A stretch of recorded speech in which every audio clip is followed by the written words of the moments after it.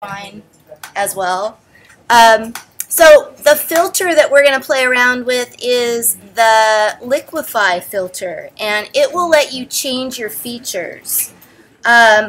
You can go in and you can exaggerate, you can make things bigger, you can make things smaller, and then adding like color replacement, you can change colors, so you can do all kinds of things to change yourself. So here we go, Liquify. You go into Filter and you choose Liquify. And basically that opens up a new desktop. So that opens up a new desktop, and you can use those tools to mess around with your features. So this very first one is Forward Warp, and that one will let you push your features around. Now you do want to adjust the brush, so I'm going to go over here and I'm going to lower the brush size, and then I can do things like if I wanted to, say, drag my chin longer, give myself a pointy chin. I could give myself pixie ears with this one. So you can pull things around. Next one is Reconstruct. And that one allows you to put back. So after you paint it, if you don't like it or if you want to reduce it a little, you can paint on top of it again and you can put it back. The next one down is Twirl, and that will twirl your features. Now you do need to adjust the brush so it's big enough. Sometimes if it's too little it won't do anything. So I'm going to raise this up and I'm going to play around with twirling my nose. Or I can hold the Option key and I can twirl the opposite way, which kind of ends up looking kind of weird, but I'll put that back.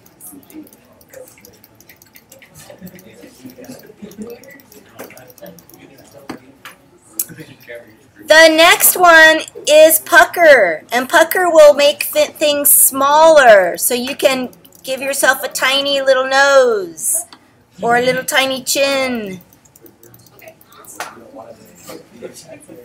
And then after that we have Bloat, and Bloat will let you enlarge features. You can give yourself anime eyes or a clown nose.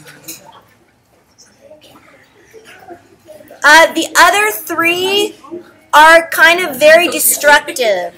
I find I don't really use them much. Push left will move everything left. They're kind of hard to use.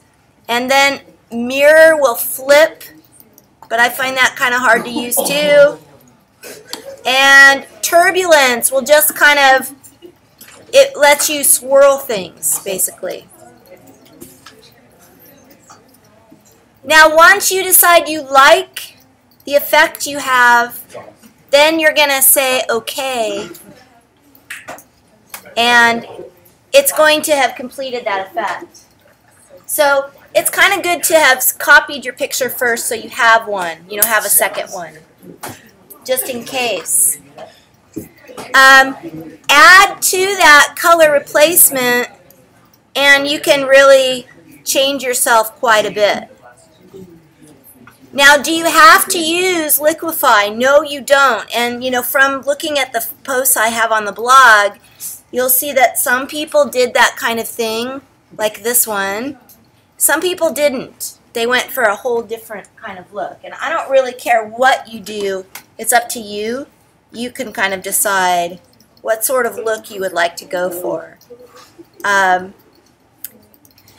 You could go for kind of creepy, scary, that might not use Liquify. And in the handout folder, there are a whole bunch of links. Well, not a whole bunch of links, I'm sorry. There's one page that has a whole bunch of links to scary Halloween effects. If you go into handouts and graphics 1, of course, and tutorials, and then here 45 horrifying Photoshop effects. Oh my god. And there's a lot of really creepy ones. So that's something you could do. A tutorial will walk you through the steps. So there's zombie, there's how to create a severed arm, there's realistic wounds, decay, all kinds of different ones. So that's available to you too. Now that is not mandatory, that's an option. If you want to go for something like that, you can. I'm going to show you this sort of effect right now, which is using a texture. So let me show you that too. I'm going to go back to my photo, and I'll go back in the history to before I messed it up. And I'm going to use a texture, and this happens to be birch bark from a birch tree. This is in the handout folder, by the way. It is in the high-res textures folder. So if you want to play with this, you can. Just go get it. It's right here. And what you would do is drag it into your picture. Size it so that it fits. So I'm going to rotate it, and I'm going to make it fit across my face.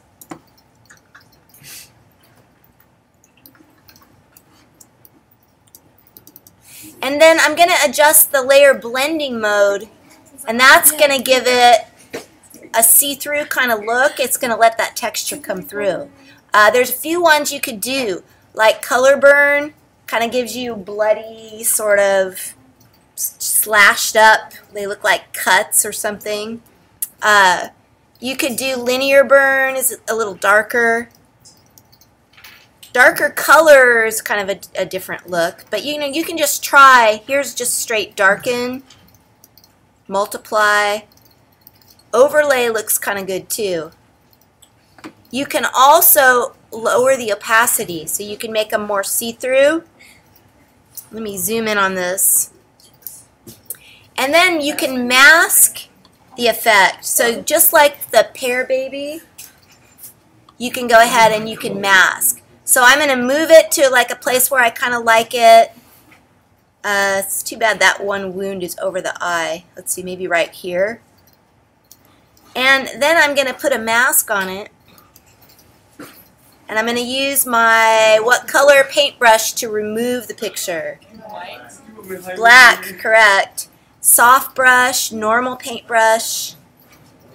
And I can go in and I'll raise it up to 100 for right now just to get rid of all the pieces that I don't want. And then I'll blend it after. So I'll lose all the, you know, it doesn't make sense to have that on the hair. I don't want the edges of the document. But I can go in and I can blend this out. I'll use lower opacity, lower flow. We've done this before. This is just using a different kind of a mix. But I'll just blend this in so I don't see any lines. You'd of course would take it off the teeth, off the eyes, probably.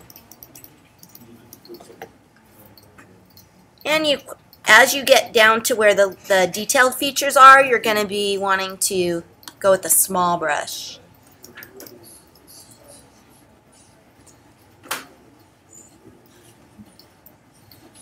Okay, so that's kind of the wound method.